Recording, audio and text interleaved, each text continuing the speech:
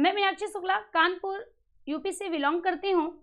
अगर मैं अपने एजुकेशनल बैकग्राउंड की बात करूँ तो मैंने 2007 में ग्रेजुएशन कंप्लीट किया, 2008 में बीएड कंप्लीट किया, 2010 में मेरा पोस्ट ग्रेजुएशन कंप्लीट हुआ। मैंने graduation, post graduation, BEd Kanpur university से किया हुआ है। टीचिंग मेरा पैशन है। मैंने 2014 में केसीएच इंस्टीट्यूट से पढ़ाना स्टार्ट करा। 2019 में मैंने वनडे एग्ज़ाम स्टडी ज्वाइन किया। करंट में मेरा स्वयं का यूट्यूब चैनल है। अगर मैं बात करूं तो मैं विगत 8 या 9 वर्ष से पढ़ा रही हूं। मैं आपके सामने यहां ईवीएस को डिस्कस करने वाली हूं, जिसके लिए कुछ कंटेंट प्लान इस प्रकार से है। पहला जो हमारा टॉपिक रहने वाला है वो भोजन, स्वास्थ्य एवं स्वच्छता रहेगा। भोजन में हम बात करेंगे कार्बोहाइड्रेट, वसा, विटामिन, मिनरल्स, इन पर बात करेंगे। अगर हमने ये भोजन में इन सब चीज़ों की कमी की तो इनसे कौन कौन से रोग हो सकते हैं या इनसे कौन कौन सी हानियाँ हो सकती हैं। अगर हमने भोजन में इनकी ज़्यादा मात्रा ली तो भी हमारे लिए नुकसानदायक हो सकते हैं। या स्वच्छता हमारे लिए क्यों जरूरी है, अगर हमने दूषित भोजन लिया तो क्या दिक्कत आ सकती है, या स्वच्छता से क्या लाभ है, क्या हानि है, ये सब डिस्कस करेंगे। नेक्स्ट हमारा टॉपिक आवास रहेगा। आवास में हम पूरा का पूरा जल मंडल, यानी आवास कहते हैं घर। घर जीवों के घर कहाँ है, या तो स्थल पे होंगे, जमीन में होंगे, जमीन के ऊपर या जमीन के अंदर होंगे, या जल में होंगे। तो आवास में हम पूरा जल मंडल और पूरा स्थल मंडल डिस्कस करेंगे। नेक्स्ट जो हमारा टॉपिक रहेगा वो देखने में तो बड़ा छोटा सा है, पेड़ पौधे व जंतु, ठीक है। लेकिन पेड़ पौधे मतलब इसमें आप और हम पूरा प्लांट्स डिस्कस करेंगे, यानी पूरा का पूरा पादप जगत आपको डिस्कस करना है। और अगर हम बात करें जंतु, जंतु में एनिमल पर बात करेंगे।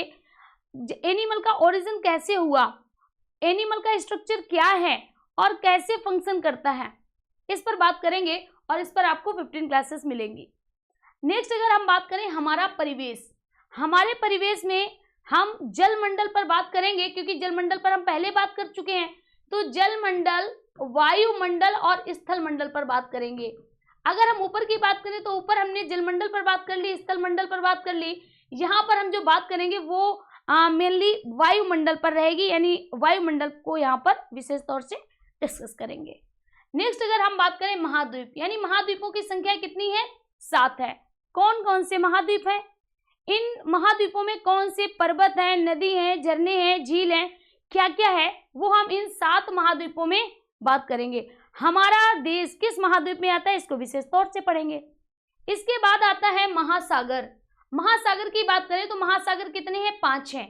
अब कौन कौन से महासागर हैं, उन महासागरों की विशेषता क्या है, कौन सा महासागर किस महाद्वीप के आसपास है, उस महासागर में कौन सा गहरा गर्त है, उस महासागर में कौन सा द्वीप है, उस महासागर में कौन से कटक हैं, इन सब पर बात करेंगे महासागर में।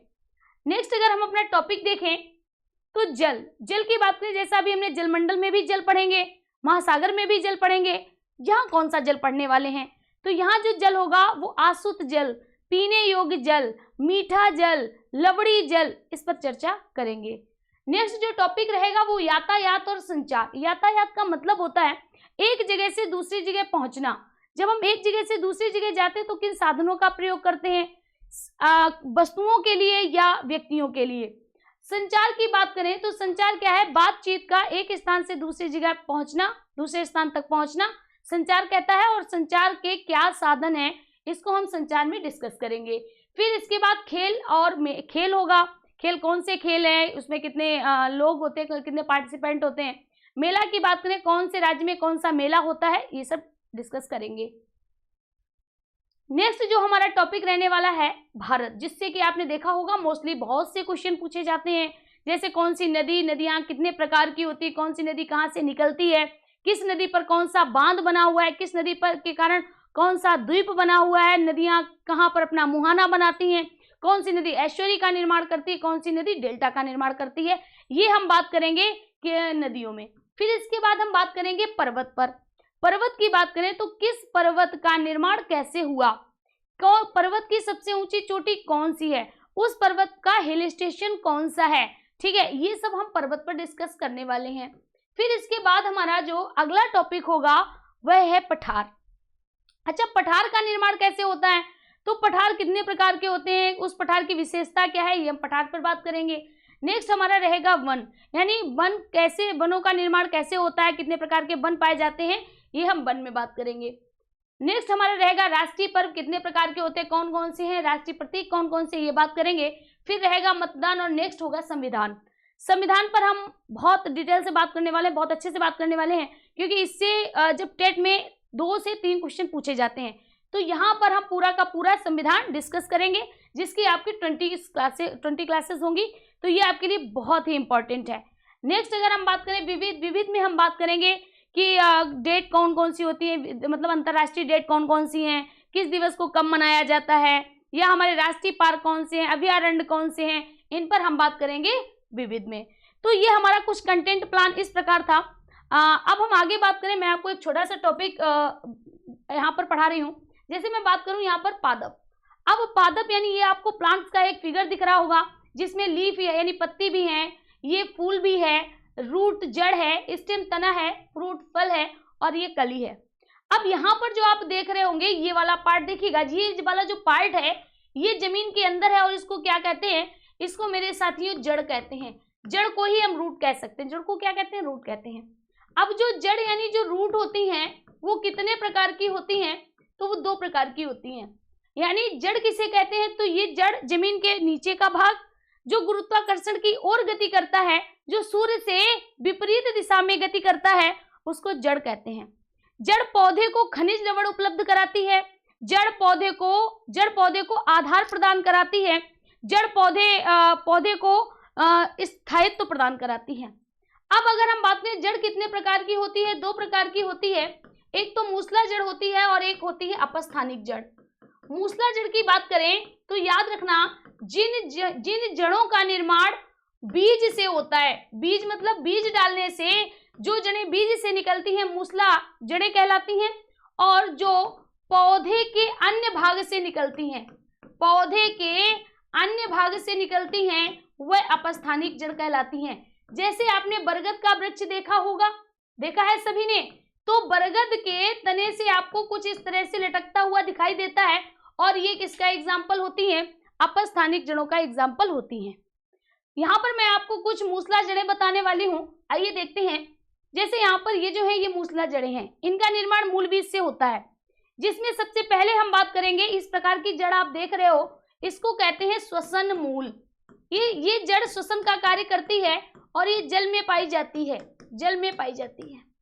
दूसरी आप इस प्रकार की जड़ देख रहे हो, जिसका आप ऊपर वाला सिरा देखिएगा, जिसका सिरा जो है वो मोटा है, सॉरी जिसका जो सिरा है वह पतला है, बीच में ये वाला हिस्सा देखिएगा, बीच में एक मोटी है, और ये जो इसका जो सबसे आधार है, आधार फिर से पतला है। तो ये जो जड़ें होती हैं इसको कहते हैं तरकु जड़ें, तरकु जड़ होती है, और इसका जो एग्जाम्पल है वह है मूली। दूसरी इस प्रकार की जड़ आती है जिसका जो सिरा है, आप सिरा देख रहे हो ना, जिसका सिरा मोटा होता है और आधार पर पतली होती है, ऐसी जड़ें कहलाती हैं शंकु जड़ें, जिसमें आ जाती है गाजर। ठीक है। चौथे प्रकार की अगर हम जड़ की बात करें, देखिएगा इसका ऊपरी सिरा गोल होता है, इसका ऊपरी सिरा कैसा होता है, गोल होता है, और ये आधार पर बहुत ही पतली होती है। इसको क्या कहते हैं, इसको कहते हैं कुंभिक जड़। इसको क्या बोलते हैं, कुंभिक जड़ बोलते हैं। और इसमें आ जाता है सलजम। क्या आ जाता है, सलजम आता है। नेक्स्ट बात कर रहे हैं, ये जो जड़ें हैं ये दलहनी फसलों में पाई जाती हैं। ये जो जड़ें होती हैं इन जड़ों का नाम है पिंडक जड़ें। पिंडक जड़ें हैं, ये दलहनी फसलों में पाई जाती हैं, और इन दलहनी फसलों की जड़ों में राइजोबियम नाम का जीवाणु पाया जाता है। राइजोबियम नामक जीवाणु इन जड़ों में रहता है, और वह इसमें नाइट्रोजन का स्थिरीकरण करता है, वह इसमें नाइट्रोजन का स्थिरीकरण करता है। तो ये जो जड़ें हैं इन जड़ों को पिंडक जड़ कहते हैं, और ये दलहनी फसलों में पाई जाती हैं। तो मैंने यहाँ पर आपके सामने मूसला जड़ों को डिस्कस करा है।